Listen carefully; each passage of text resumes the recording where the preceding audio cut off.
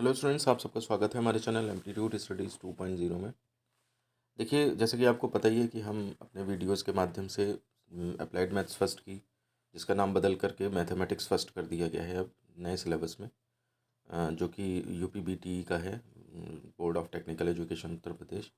जो बच्चे पॉलीटेक्निक कर रहे हैं, डिप्लोमा कर रहे हैं, उनके फर्स्ट ईयर में फर्स्ट सेमेस्टर में ये बुक चलती है। उसके जो सार्थक पब्लिकेशन की बुक है, उसके एक्सरसाइजेस का सॉल्यूशन देते हैं हम वीडियोस के माध्यम से। उम्मीद उम्मीद यही है कि सारा क्वेश्चन, मतलब 100% क्वेश्चन आप तैयार करके जाएं एग्ज़ाम में, ताकि इधर उधर से भी कहीं से भी आ जाए तो आप 50 नंबर या 60 नंबर जो अब हो गए हैं, तो 60 में से 60 नंबर आप ला सकें। और कई बार ऐसा होता है कि कोई क्वेश्चन नहीं सॉल्व हो रहा होता, बच्चे कोशिश करते हैं, तो उस केस में फिर नहीं सॉल्व हो पाता है। तो उस केस में दिमाग में 2-3 दिन तक उलझन बनी रहती है। ये लगता है हमें कि कहीं वही क्वेश्चन अगर एग्ज़ाम में आ गया तो क्या होगा। तो ऐसी समस्याओं से बचने के लिए हम जो है वो एक्सरसाइज के सॉल्यूशन देते हैं आपको। तो देखिए, एक्सरसाइज 10.4 तक हम पूरा कर चुके हैं। आज के वीडियो में 10.5 से स्टार्ट करेंगे। अगर आपको आगे और पीछे के वीडियोस देखने हैं तो यहाँ डिस्क्रिप्शन में एक लिंक दिया है इसी वीडियो के प्लेलिस्ट का। फिज़िक्स, केमिस्ट्री, मैथ्स सबकी प्लेलिस्ट है, सॉल्यूशन की प्लेलिस्ट है।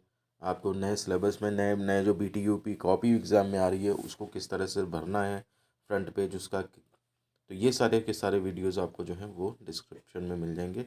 अदरवाइज़ आप चैनल पे जाके भी सर्च कर सकते हैं। इसलिए जो पहली बार इस वीडियो को देख रहे हैं वो चैनल को सब्सक्राइब ज़रूर कर लें। साथ ही साथ अगर आप व्हाट्सएप ग्रुप में नहीं जुड़े हैं तो 7376292424 ये इस नंबर पे व्हाट्सएप कर दें अपना नाम, ब्रांच, कॉलेज, सेमेस्टर, तो हम आपको व्हाट्सएप ग्रुप में ऐड कर लेंगे, ताकि कोई भी इन्फॉर्मेशन जो हमारे द्वारा दी जाती है वो मिस ना होने पाए।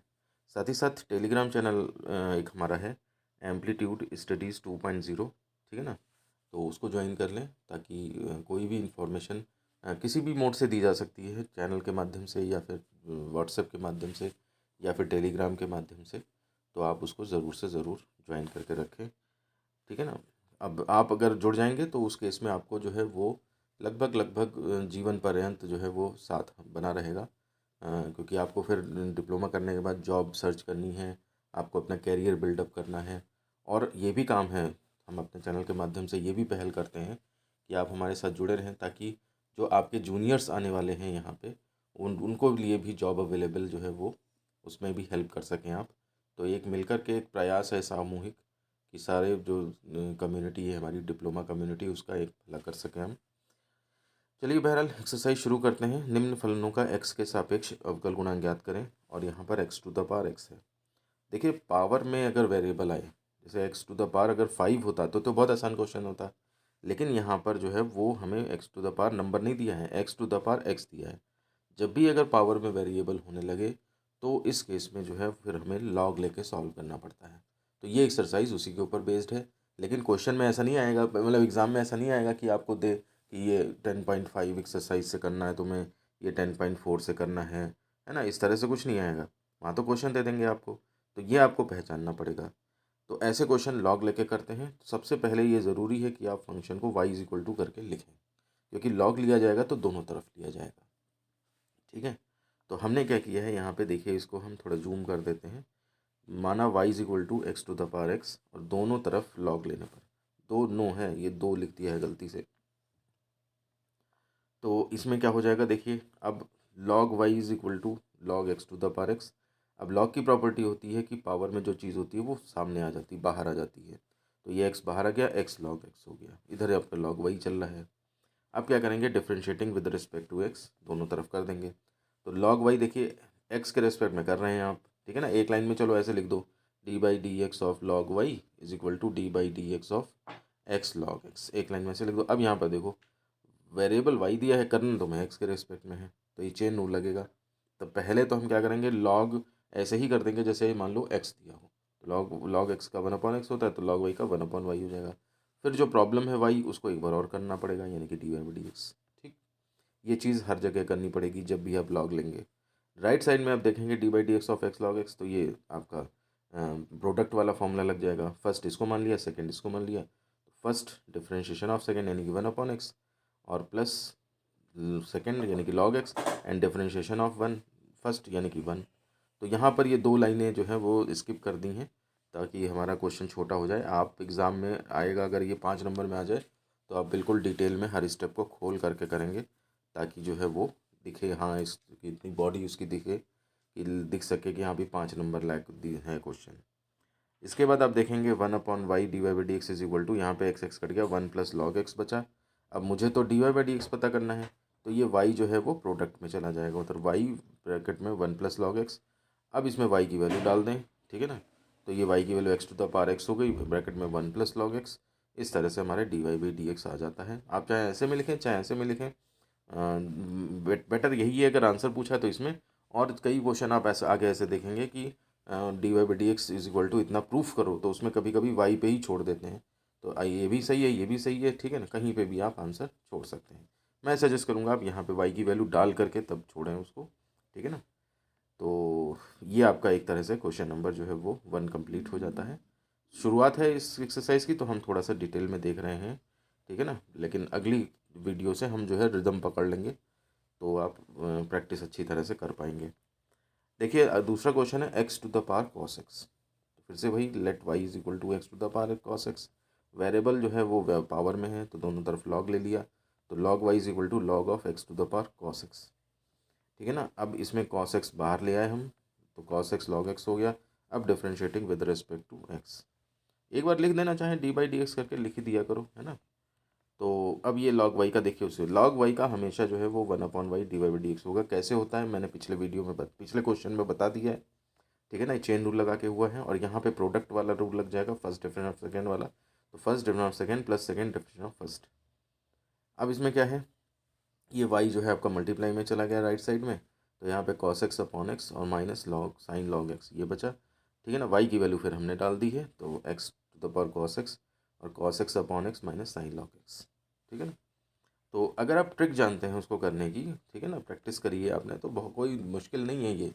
और ये यूनिट जो चल रही है सेकंड यूनिट, ये बहुत ज़्यादा सबसे ज़्यादा इंपॉर्टेंट यूनिट है आपके लिए, ठीक है ना, क्योंकि इसमें से सबसे ज़्यादा नंबर का आता है और बहुत बड़ी भी है। तो मतलब हो सकता है 15 नंबर का यानी कि 22 25 नंबर का आ जाए, क्योंकि हर क्वेश्चन में 2 2 क्वेश्चन तो उसके होते हैं ना चॉइस वाले। तो जितने नंबर की जो यूनिट आनी है वो कहीं उससे 5 10 नंबर ज़्यादा की आती है पेपर में। तो इसलिए आप क्योंकि 60 नंबर का पेपर है, वो आता तो 80 90 नंबर का होगा अगर आप टोटल क्वेश्चंस काउंट करेंगे, ठीक है। फिर उसके बाद देखिए क्वेश्चन नंबर 3 पे चलते हैं। ये हमारे पास है 10⁻x, ये हमें करना है सॉल्व, ठीक है ना। तो यहाँ पर देखिए क्या हो जाएगा, माना y is equal to 10⁻x, log ले लिया दोनों तरफ, तो ये 10⁻x बाहर आ गया, ठीक है ना।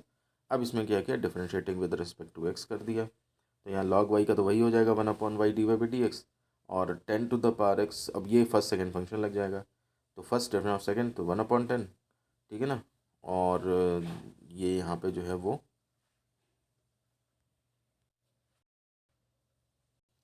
ये मुझे लग रहा है कि यहाँ पर log 10 का जो डिफरेंशिएशन होगा वो 1/10 ना होके बल्कि तो कांस्टेंट टर्म है, ठीक है ना। इसका तो ज़ीरो हो जाना चाहिए, लेकिन इन बच्चों ने ज़ीरो नहीं किया इसे।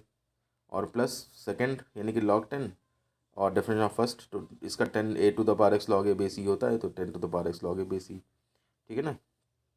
अब आगे चलेंगे इसमें, तो यहाँ पर जो है वो देखिए ये 10 log e base ये है,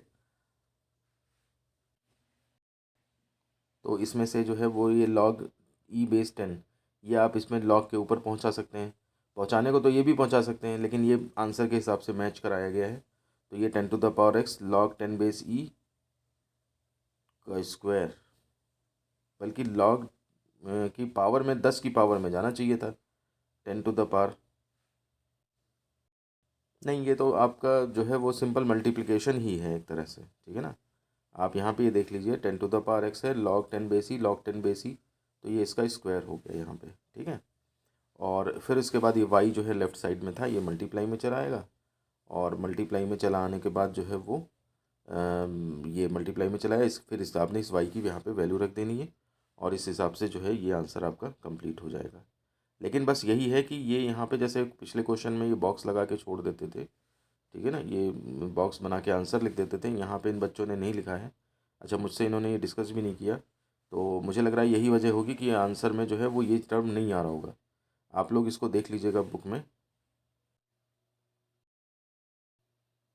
चेक कर लिया है मैंने, और ये बिल्कुल सही बात है। ये टर्म नहीं होना चाहिए था, तो ये बच्चे गलती कर गए हैं यहाँ पे। और इसका यहाँ पे जो डिफ्रेंशिएशन होना था वो ज़ीरो होना था, और इस वजह से ये टर्म गायब हो जानी थी। तो ये टर्म यहाँ से हट जाएगी। बाकी बचा हुआ 10⁻x इंटू 10⁻x और log 10 का होल स्क्वायर, ये आपका आंसर आएगा।